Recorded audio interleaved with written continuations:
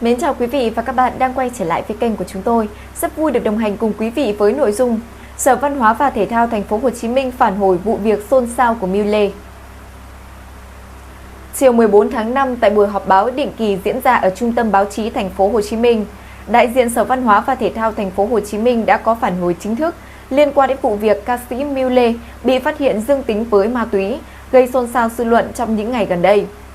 Thông tin được đưa ra trong bối cảnh công chúng đặc biệt quan tâm đến trách nhiệm của nghệ sĩ trước xã hội cũng như các biện pháp quản lý về hoạt động văn hóa nghệ thuật trong môi trường hiện nay. Theo đại diện Sở Văn hóa, Thể thao Thành phố Hồ Chí Minh, mọi công dân đều phải tuân thủ các quy định của pháp luật và phải chịu trách nhiệm về hành vi của mình. Những trường hợp vi phạm nếu được xác định đầy đủ căn cứ sẽ bị xử lý theo đúng quy định hiện hành. Sở nhấn mạnh rằng đối với đội ngũ văn nghệ sĩ, đặc biệt là những người có tầm ảnh hưởng trong xã hội, trách nhiệm không chỉ dừng lại ở hoạt động về nghệ nghiệp mà còn bao gồm cả việc giữ gìn hình ảnh cá nhân, phẩm chất đạo đức, lối sống và ý thức công dân.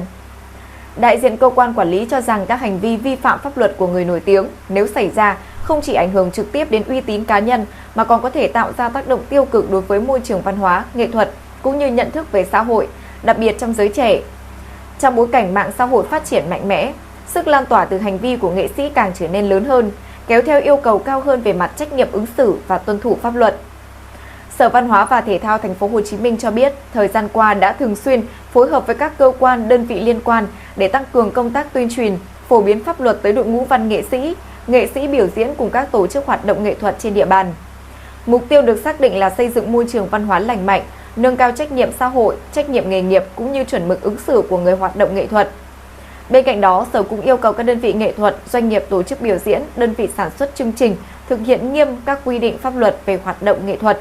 tuân thủ đúng quy tắc ứng xử của người hoạt động về nghệ thuật và các quy định có liên quan trong môi trường số. Theo đại diện cơ quan này, trong thời gian qua, từ trung ương đến địa phương đã ban hành nhiều văn bản nhằm nâng cao hiệu lực, hiệu quả quản lý nhà nước trong lĩnh vực văn hóa nghệ thuật, đồng thời siết chặt quy định có liên quan đến ứng xử văn hóa nơi công cộng đối với người hoạt động về nghệ thuật.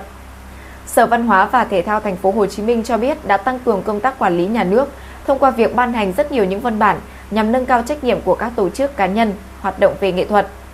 đồng thời chấn chỉnh các hành vi hoạt động lệch lạc hoặc có dấu hiệu vi phạm trong hoạt động về biểu diễn. Trong đó có văn bản số 3610 SVHTT và văn bản số 3566 SVHTT-NT liên quan đến việc chấn chỉnh tình trạng biểu diễn không trung thực và quy định quy tắc ứng xử văn hóa của cá nhân, tổ chức khi tham gia vào hoạt động trên môi trường số. Theo đánh giá của Sở, việc tăng cường chấn chỉnh các hoạt động nghệ thuật đã nhận được sự đồng thuận từ xã hội, góp phần nâng cao ý thức chấp hành pháp luật cũng như trách nhiệm nghề nghiệp của người hoạt động nghệ thuật. Công tác quản lý trong lĩnh vực văn hóa nghệ thuật hiện nay đã được triển khai với sự phối hợp của rất nhiều cơ quan, ban ngành cùng sự hỗ trợ của giới chuyên môn, các tổ chức và cá nhân liên quan. Liên quan trực tiếp đến vụ việc đang gây chú ý, trước đó vào chiều ngày 11 tháng 5, cơ quan công an đã thông tin về việc phát hiện một nhóm người có hành vi sử dụng trái phép chất ma túy tại khu vực bãi tắm Tùng Thu thuộc thôn 2 Cát Bà, đặc khu Cát Hải, Hải Phòng. Theo thông tin ban đầu, vào khoảng 12 giờ 30 phút ngày 10 tháng 5 năm 2026,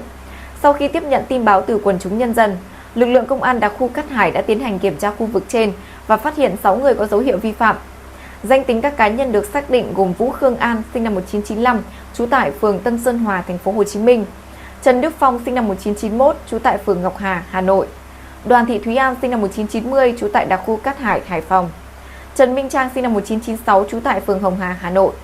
Lê Ánh Nhật, sinh năm 1991, trú tại phường Nhiêu Lộc, Thành phố Hồ Chí Minh; và Vũ Tài Nam, sinh năm 2002, trú tại phường Đồng Nguyên, tỉnh Bắc Ninh. Vừa rồi là những thông tin mới nhất được cập nhật trên kênh của chúng tôi. Cảm ơn quý vị và các bạn đã quan tâm theo dõi. Xin chào và hẹn gặp lại.